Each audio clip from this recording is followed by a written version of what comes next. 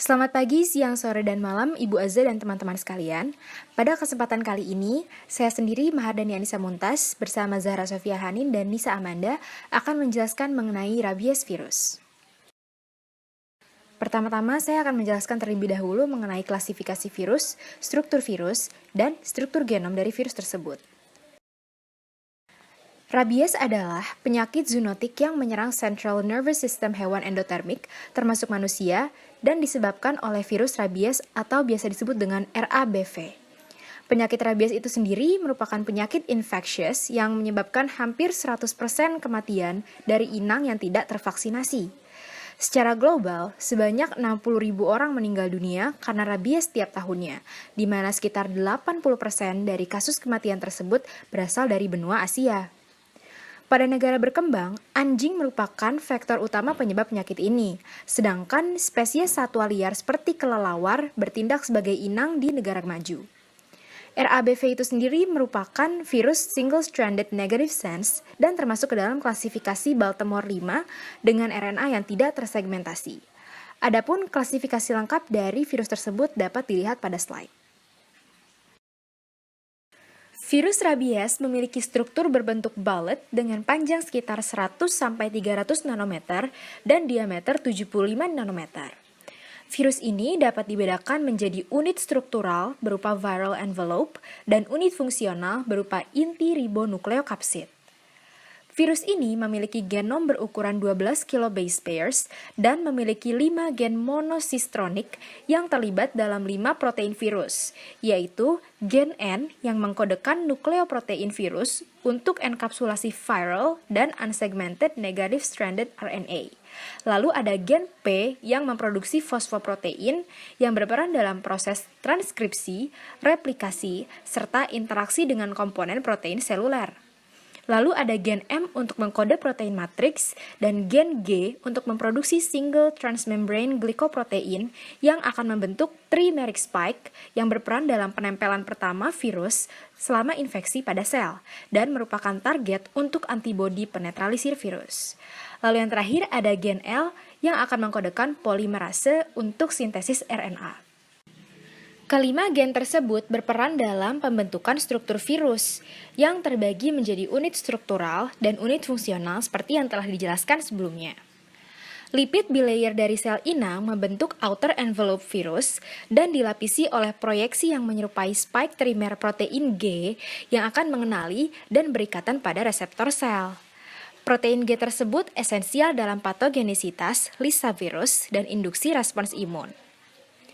Adapun inti ribonukleokapsid merupakan struktur helikal yang tersusun atas genom RNA terasosiasi dengan protein N, polimerase L, dan kofaktor protein P.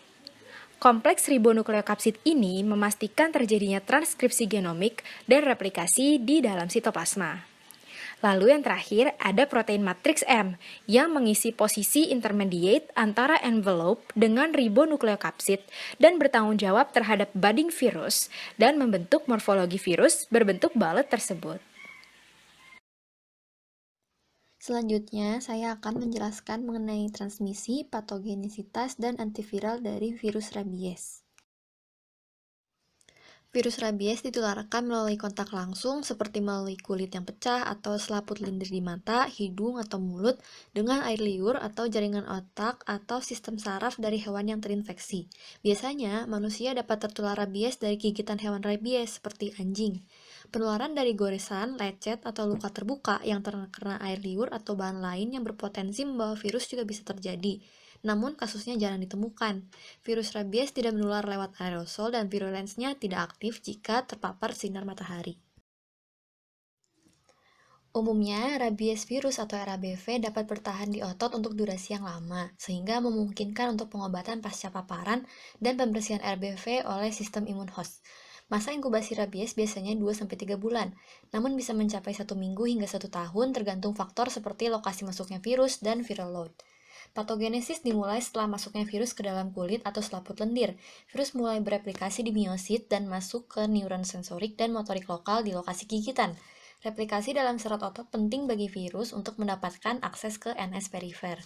RABV berikatan dengan protein G dengan permukaan membran atau reseptor saraf, seperti reseptor asetilkolinikotinat, Low Affinity Nerve Growth Factor Receptor atau NTR75, dan Neural Cell Adhesion Molecule atau CD56 yang terletak di endoneuron di sel Schwann. RABV masuk ke sel epitel melalui endositosis yang dimediasi reseptor atau endositosis adsorptif. Sel dendritik secara pasif membawa RABV. RABV kemudian lolos dari pertahanan inang dengan membunuh sel T yang bermigrasi dan juga menyelinap ke NS tanpa menyebabkan apoptosis sel saraf yang terinfeksi dan mempertahankan jaringan neuron. Setelah endositosis yang dimediasi reseptor, membran virus berfusi dengan membran endosom dan melepaskan RNP yang diinduksi oleh pH asam dan dimediasi oleh protein G ke dalam sitoplasma. Glikoprotein virus rabies atau RVG yang terletak pada virus berperan dalam absorpsi virus melalui interaksi dengan reseptor seluler yang berasosiasi dengan molekul di situs antigenik 3-RVG. Selain itu, RVG juga berperan dalam produksi partikel virus dan kinetika replikasi RNA. Transkripsi gen virus dilakukan di dalam sitoplasma. Fosfoprotein P mengirimkan protein RNA dependen RNA polimerase atau L ke template melalui interaksi NP. Pengikatan LP dengan nRNA template menyebabkan perubahan struktural pada NC. Transkripsi dan replikasi RNA virus juga diatur oleh beberapa faktor seperti protein rabies virus matrix atau RVM. Replikasi terjadi pertama kali di ganglion akar dorsal dan kemudian secara progresif bermigrasi menuju SSP melalui akson sensorik dan motorik melalui sistem transportasi vas axonal retrograde. Sistem imun innate dari inang meningkatkan infiltrasi sel T yang kemudian mensekresikan IFN gamma dan juga menstimulasi penghapusan sel CD8 plus T. Oleh karena itu, RABV menggunakan sistem imun innate untuk menciptakan pendekatan imunoevasif. Umumnya, korban rabies terdeteksi memiliki tingkat respon imun yang minimal. Virus rabies merupakan virus neurotropik yang dapat menyebabkan kematian sel melalui apoptosis atau nekrosis.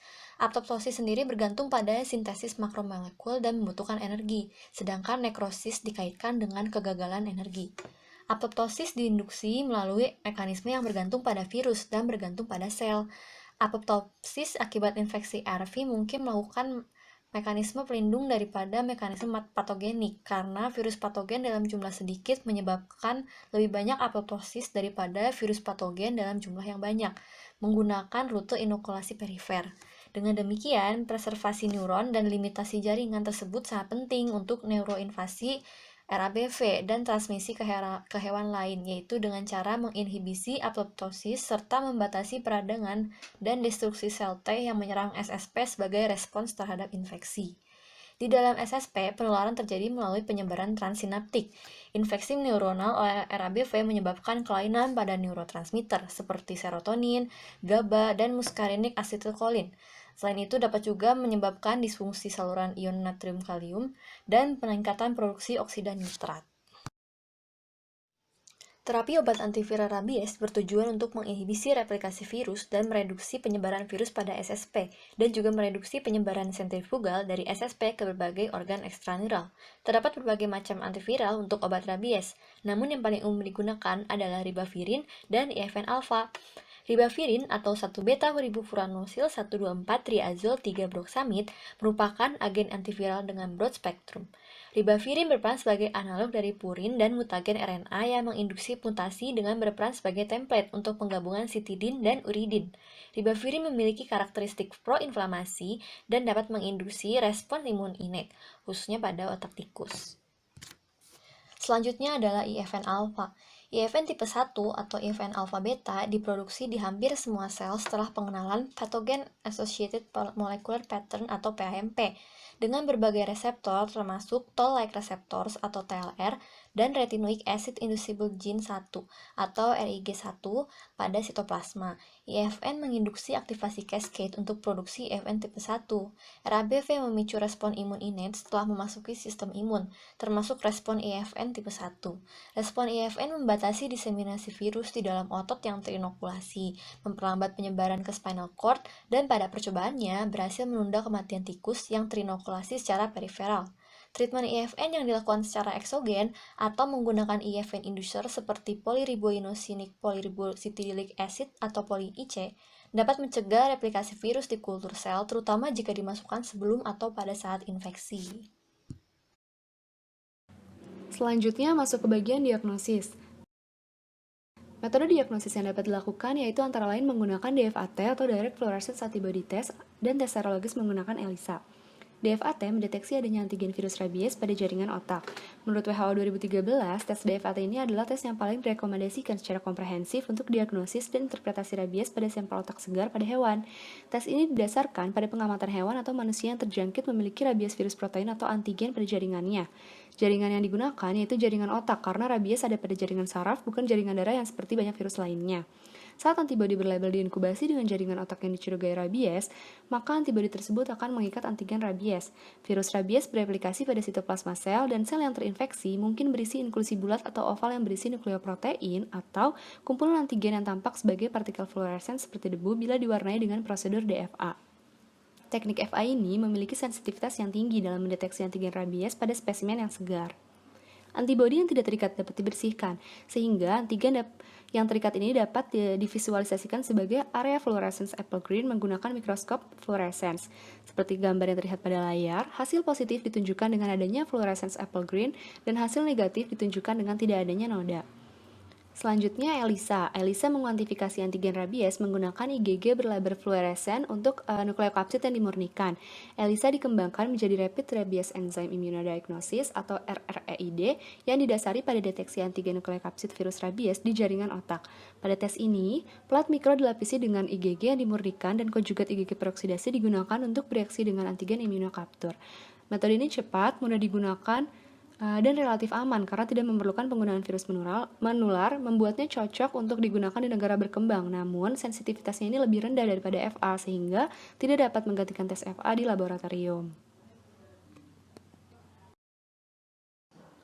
Selanjutnya, vaksin dan rabies immunoglobulin. Terdapat beberapa vaksin, antara lain yaitu yang pertama vaksin jaringan saraf. Vaksin rabies sampel mengandung fenol atau homogenat beta-propiolactone inactivated dari jaringan otak kambing atau domba yang terinfeksi virus rabies. Vaksin ini mengandung protein dasar mielin dan digunakan di sejumlah negara yang jumlahnya terus menurun di Asia dan Afrika. Vaksin rabies Fluenzalida dibuat dari jaringan otak tikus yang menyusut dan mengalami penurunan kandungan mielin. Vaksin ini digunakan di sejumlah kecil negara di Amerika Latin. Selanjutnya, vaksin kultur sel dan vaksin berbasis telur berembrio atau CCEV ini mengandung RABV yang tidak aktif, yang ditumbuhkan pada telur berembrio. Hasil panen virus terkonsentrasi kemudian dimurnikan, dinonaktifkan, dan diliofilisasi. Vaksin kultur sel ada banyak jenisnya. Yang pertama, vaksin sel embrio ayam yang dimurnikan itu merupakan vaksin liofilisasi steril yang diperoleh dengan menumbuhkan strain virus rabies yang telah diperbaiki. Virus ini dinonaktifkan dengan beta-propiolactone, dimurnikan dan terkonsentrasi oleh sentrifugasi zona. Selanjutnya, vaksin sel ginjal hamster primer ini menggunakan strain Beijing dan dinonaktifkan dengan formalin dan teradsorpsi ke aluminium hidroksida. Vaksin ini mengandung 0,01% tiomersal dan 10 mg albumin manusia. Selanjutnya, vaksin rabies sel vero yang dimurnikan serta vaksin sel diploid manusia ini akan dijelaskan pada slide berikutnya. Kemudian terdapat juga vaksin berbahan dasar telur berembrio. Ini contohnya vaksin embrio bebek yang dimurnikan menggunakan sel embrio bebek sebagai substratnya, dinonaktifkan oleh beta-propiolactone dan dimurnikan dengan ultrasentrifugasi, dan juga mengandung tiomersal. Selanjutnya, terdapat rabies immunoglobulin atau serum antirabies. Ini diberikan untuk luka resiko tinggi atau luka kategori 3 yang disebabkan oleh hewan yang terindikasi tinggi rabies serta beberapa paparan kategori 2. Tujuan pemberiannya yaitu untuk memberikan kekebalan pasif dalam 7 hari pertama di mana pada masa itu belum terbentuk imunitas terhadap virus rabies. RIG ini memberikan imunisasi pasif dengan menetralkan RABV di lokasi luka sebelumnya. Sistem kekebalan dapat merespons vaksin dengan memproduksi VNA atau virus neutralizing antibodies dan tersedia dalam 2 jenis yaitu equine rabies immunoglobulin dan human rabies immunoglobulin. Dalam pemberian VAR atau vaksin antirabies, tidak direkomendasikan memberikan VAR ini dengan jenis yang berbeda. Harus diberikan VAR lengkap dengan satu jenis VAR saja, misalnya PVRV saja atau vaksin sel embrio ayam yang diberikan saja. Karena ketersediaannya, PVRV mungkin lebih disukai oleh pasien di negara berkembang, misalnya Indonesia. Yang pertama, Purified Vero Cell Rabies Vaccine. Ini merupakan vaksin rabies yang dilemahkan, dibudidayakan pada sel Vero ini, diproduksi oleh Pasteur ini sejak tahun 1985. Dinonaktifkan oleh beta-propiolactone dan dimurnikan oleh ultrasentrifugasi. PVRV aman dan imunogenik untuk pengobatan sebelum terpapar dan efektif untuk pengobatan setelah terpapar virus rabies. Jenis vaksin PVRV baru-baru ini juga dikembangkan lebih lanjut untuk mendapatkan vaksin rabies baru yang dimurnikan secara kromatografi vaksin. Satu keuntungan dari vaksin ini adalah bahwa dapat dengan mudah ditingkatkan jika perlu untuk memenuhi persyaratan fermentasi industri, tidak seperti human diploid cell rabies vaksin. Selanjutnya, human diploid cell rabies vaksin ini mengandung Pitman-Moore L503 dari virus rabies yang ditanam di MRC5 kultur sel diploid manusia, terkonsentrasi dengan ultrafiltrasi dan diinaktivasi dengan beta-propiolactone. Vaksin ini dilesensikan untuk penggunaan intraotot dan tidak mengandung pengawet ataupun stabilizer. Vaksin ini telah dilesensikan untuk digunakan di Amerika Serikat sejak tahun 1980. Sejumlah peneliti telah menemukan imunogenisitas dari HDCV ini sangat baik dan efek sampingnya minimal. Namun, 6% orang dewasa di Amerika Serikat diimunisasi dengan HDCV ternyata ditandai dengan ruam gatal atau terkadang angioedema dan artritis. Dalam pemberiannya, vaksin anti-rabies dibagi menjadi dua, yaitu pre-exposure vaccination dan post-exposure vaccination. PEP atau pemberian sebelum paparan ini disarankan untuk orang-orang yang beresiko tinggi terpapar, seperti dokter hewan, staf laboratorium yang menangani virus rabies, petugas satwa liar, serta pengurus hewan. Jadwal vaksinasi sebelum paparan ini terdiri dari 3 suntikan intramuskuler atau intradermal kultur sel pada hari ke-0, 7, 21, dan 28. Di daerah endemis rabies, setiap gigitan hewan atau riwayat gigitan atau kontak dari hewan yang dicurigai rabies ini memerlukan PREP yang cepat. Masa pengamatan menggigit anjing dan kucing ini adalah 10 hari, teman-teman. Perawatan dapat diubah jika hewan yang menggigit ini tetap sehat selama periode pengamatan 10 hari dengan mengubah pasca paparan. Dapat terlihat pada layar, terdapat kategori luka dan perlakuan jenis kategorinya. Sementara itu, manajemen luka yang dapat dilakukan yaitu pencucian luka dengan menyeluruh, baik itu dengan sabun atau deterjen, dan air atau agen virusidal sehingga dapat mengurangi inokulum virus pada luka. Antibodi yang diinduksi oleh vaksin PEP mengurangi resiko RABV memasuki saraf perifer setelah tergigit hewan rabies. Pemberian RIG tepat waktu dapat menetralkan RABV di kondisi luka. Imunisasi pasif. Serum anti-rabies atau RIG ini memberikan imunitas atau kekebalan pasif dan memiliki sifat berdekatan dengan RABV menghasilkan netralisasi virus. Imunisasi pasif harus dimulai sebelum atau sesegera setelah pemberian dosis pertama vaksin dalam profilaksis pasca paparan secara intramuskuler ke dalam regio gluteal. ERIG berasal dari heterolog yang dibesarkan oleh hiperimunisasi kuda. Saat ini ERIG ini tersedia dan sangat dimurnikan. Namun, ERG harus diberikan setelah uji sensitivitas, sementara HRIG tidak membutuhkan pengujian sensitivitas sebelumnya. HRIG ini harus diberikan setengah dosis ERG karena waktu paruhnya lebih lama. Kemudian, imunisasi aktif. Pada saat pemberian VAR atau vaksin anti-rabies ini perlu ditelusuri apakah penderita luka gigitan pernah mendapatkan vaksin anti-rabies secara lengkap atau belum sebelumnya. Bila penderita pernah mendapatkan vaksin anti-rabies dengan baik itu jenis PVRV atau yang lainnya, lengkap dalam kurun waktu 3 bulan, maka tidak perlu divaksinasi lagi. Sedangkan bila jangka waktu 3 bulan hingga 12 bulan ini cukup mendapatkan vaksin sebanyak 1 dosis. Sedangkan bila lebih dari 12 bulan, maka dianggap sebagai kasus baru. Meskipun kebanyakan CCV dipasarkan dalam bentuk kering beku, direkomendasikan bahwa vaksin ini harus disimpan dan diangkut pada suhu 2 hingga 8 derajat Celcius dan dilindungi dari sinar matahari. Selanjutnya, tujuan pemberian vaksin anti-rabies adalah untuk membangkitkan sistem imunitas dalam tubuh terhadap virus rabies dan diharapkan antibodi yang terbentuk akan menetralisasi virus rabies. Namun, bila virus rabies telah mencapai susunan saraf pusat, pemberian vaksin anti-rabies ini tidak akan memberikan manfaat lagi. Pemberian vaksin anti-rabies dan serum anti-rabies ini perlu dipertimbangkan kondisi hewan pada saat paparan terjadi, hasil observasi hewan, hasil pemeriksaan laboratorium spesimen otak hewan, serta kondisi luka yang ditimbulkan. Dapat terlihat dalam flowchart berikut, yang dimaksud dengan luka resiko tinggi yaitu jilatan atau luka pada mukosa, luka di atas daerah bahu seperti leher, muka, atau kepala, luka pada jari tangan dan jari kaki, atau luka yang lebar atau yang dalam.